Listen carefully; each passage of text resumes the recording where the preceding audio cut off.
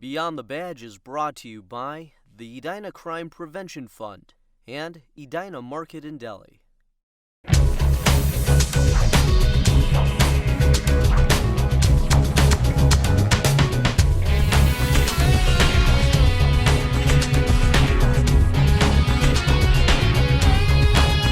Welcome to Beyond the Badge, a program about the inner workings of the Edina Police and Fire Departments. Thanks for joining us. I'm Sergeant Brian Hubbard.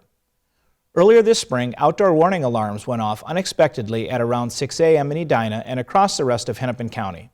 Many residents called in to see what was going on while others were left wondering. In order to explain what happened, we sat down with Hennepin County's Emergency Management Director, Eric Waggy, who says the incident was a rare occurrence. There's no single tool that can warn all people at all times.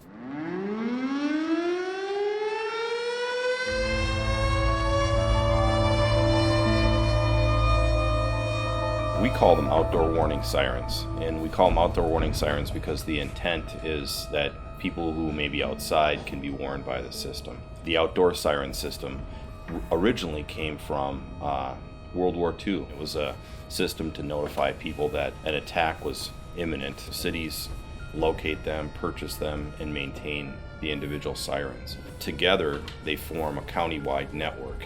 So we have 263 sirens currently, and that number is growing across the county. The county doesn't own any of the sirens. The county operates the sirens and maintains the software and the hardware that enables these sirens to sound in a coordinated way.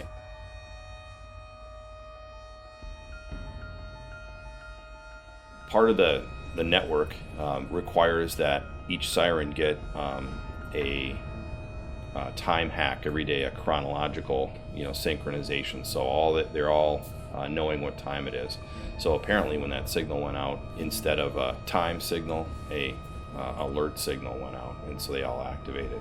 We don't anticipate having that happen again. I think where people ended up getting concerned is that 2 days later we had the statewide siren drill, or tornado drill, which is a thing that all states in the tornado belt do every year. People were like, hey, why are all these sirens going off? So part of that curiosity did lead to people learning more about sirens. Actually, most people took the correct action, and they actually went inside and got more information, and that's exactly what we want people to do.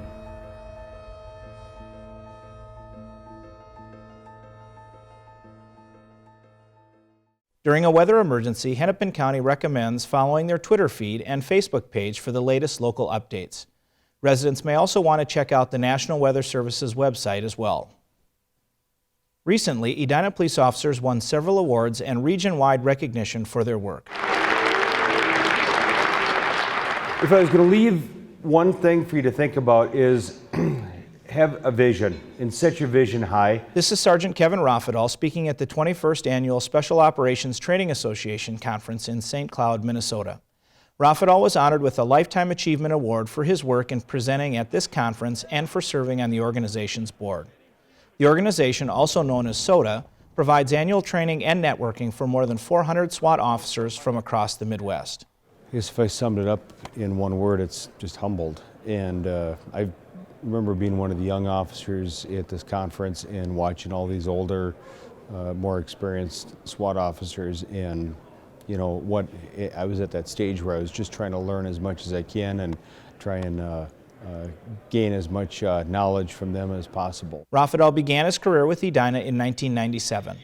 In addition to his work with SWAT, Raffadal has also worked in investigations and has become known as the department's unofficial historian. Edina SWAT Commander Lieutenant Brian Tholen says Raffadal's contributions are immeasurable. Kevin is very deserving of this award. He gives his heart and soul in everything he does. From SWAT to Edina Police Department, he was the leader in getting us a new weapon system. He has given his intelligence and his ability to write grants to get us the armored vehicle. Jake Heckert. Elsewhere in the department, Officer Jake Heckert received the Top DWI Enforcer Award from Mothers Against Drunk Driving. Heckert's role in the department is as a nighttime road enforcement officer. In the last half of 2015, he single-handedly made more than 90 DWI arrests and handed out 470 traffic citations to unlawful drivers. I think Edina is paving the way for setting an example of what all agencies should do. They really stepped up their game this year, and we are just an honor to be able to be here today to honor them and hope to inspire other communities to really look at Edina as raising the bar. At this time, I'd like to invite Officer Mike Seeger to stand with me. Finally, Edina City Council honored Edina Officer Mike Seeger with the department's Mike Satari Officer of the Year Award. Seeger was chosen because of his long-term involvement with the junior police program, which his father began. He was nominated by Councilmember Mary Brindle, who is also involved with the program. Sort of humbled. I don't, it's something that I'm not, I didn't ask for, but it's nice to be recognized. But it's not something I set out to do. It's just, the stuff I do for the community is because I live in the community and I grew up in the community and I wanted to make it a better place. Seeger plans on continuing to work with the junior police as long as he's able to. He's also a volunteer Edina firefighter and is heavily involved in Boy Scouts of America. On behalf of the City of Edina's Public Safety Team, thanks for tuning in to learn a little bit more of what goes on beyond the badge. Until next time, stay safe.